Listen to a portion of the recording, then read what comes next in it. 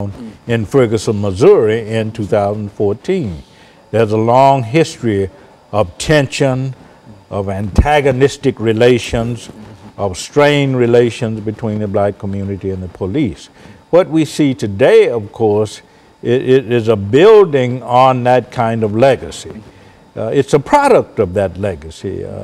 When Michael Brown was killed in Missouri in 2014, many in our society, particularly in the black community, felt that it was a continuation of that, what had happened in 1955 with the killing of Emmett Till. And of course we saw Tamir Rice in Cleveland killed, Freddie Gray in Baltimore. So what we see today is a tragic part of that legacy of strained and tense relations between law enforcement and the black community. Interestingly enough, it has to do with, I think, a lot of things.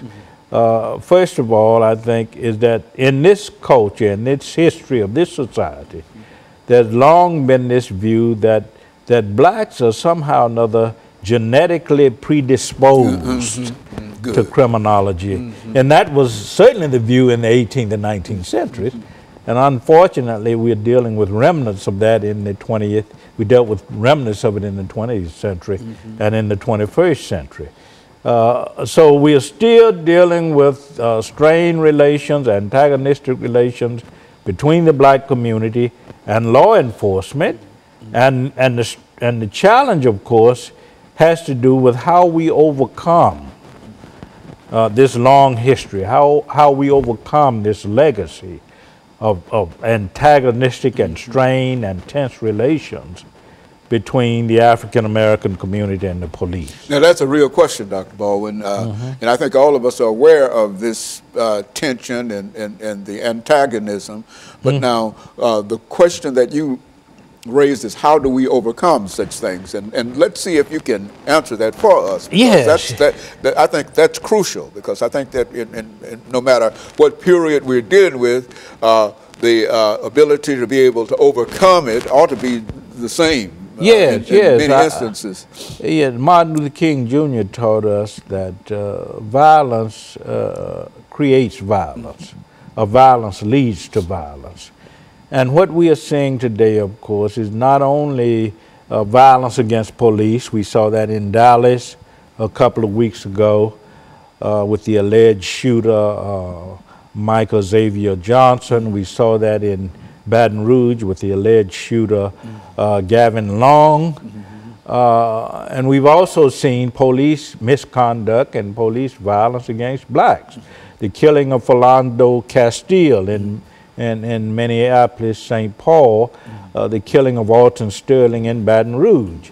So what we are seeing today is this cycle of violence, not only on the side of the police, but also the African American community. So what we have to do is to try and come up with solutions that benefit both sides.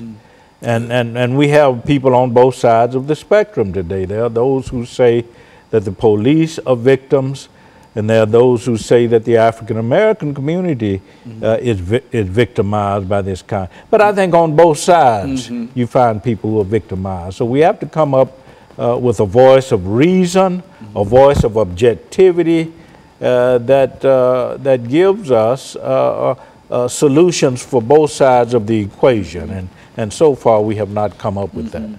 And some people actually want to turn the clock back to earlier periods in terms of how Africans were treated and et cetera. And I think one of the real issues too is that the more freedom in a real sense, you know, when we started out as slaves, you know, we had no freedom. And so anybody outside of the slave community had the responsibility of what? Keeping Africans in their place. But as we move from one period to another, and then the 13th, 14th, and 15th, all of these amendments, but it really didn't change too many attitudes in reference to the overwhelming majority of attitudes that most whites had toward African Americans. And we see that during the Civil Rights Movement with Martin Luther King Jr. and Malcolm X and other voices of the civil. They spoke out against police brutality.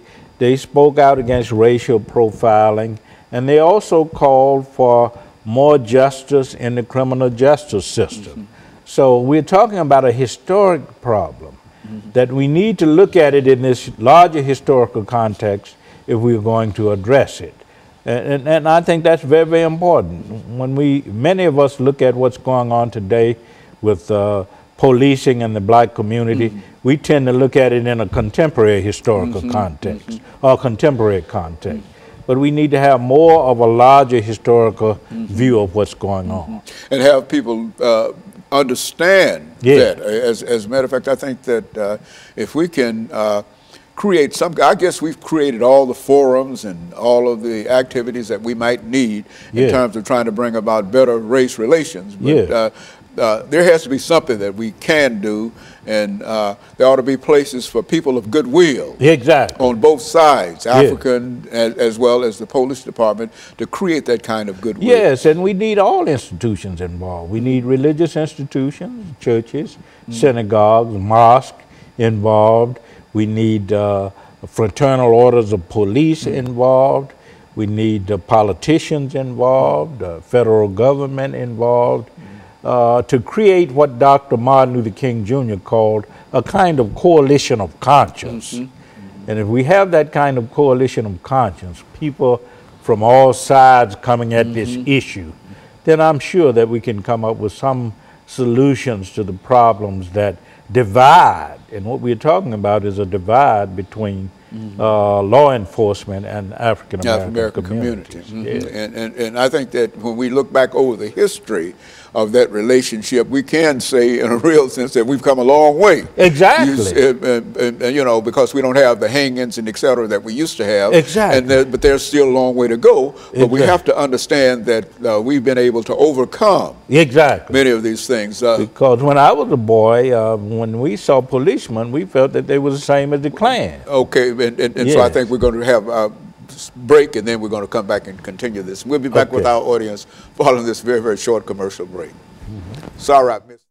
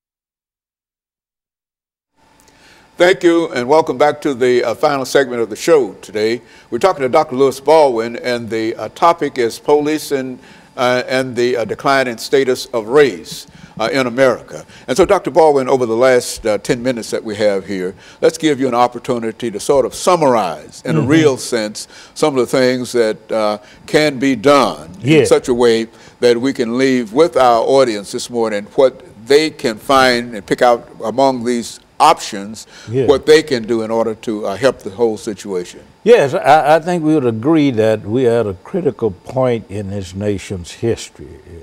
This is 2016, and we're still dealing with antagonistic and tense relations between the black community and law enforcement. What we need, first and foremost, are voices of reason and objectivity.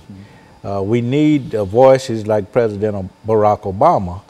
And President Barack Obama, of course, is walking a tightrope because he's trying to show, I think successfully, that he supports law enforcement, that he understands that without law enforcement, we live in a society characterized by anarchy and lawlessness. But he's also speaking to the issue of police misconduct and the killing of black men. So we need those kinds of voices. Unfortunately, we aren't getting many of those. On the right, the political right, we hear many who are critiquing Black Lives Matter, who are critiquing President Obama, and in many ways blaming them for the problems that we encounter in terms of the relations between law enforcement and black communities. But they are trying to come up with solutions. And I think we need to understand that we have to move in 4 directions. First of all, we have to emphasize the importance of education. And education is very, very important, as Dr. King taught us, and as a King scholar, I would recommend that, is that you change the mind, you enlighten the minds of people when it comes to education. Religion is important in terms of changing the hearts of people. Then you need legislation and court action, of course, the kind of laws that will respect the dignity and worth of all human personality, not simply policemen, but also African Americans and people of other ethnic and racial backgrounds, and finally, nonviolent direct action. Now, one of the groups that I see today that embodies all of these approaches to the problem, of course, is Black Lives Matter. They're very much concerned with nonviolent approaches to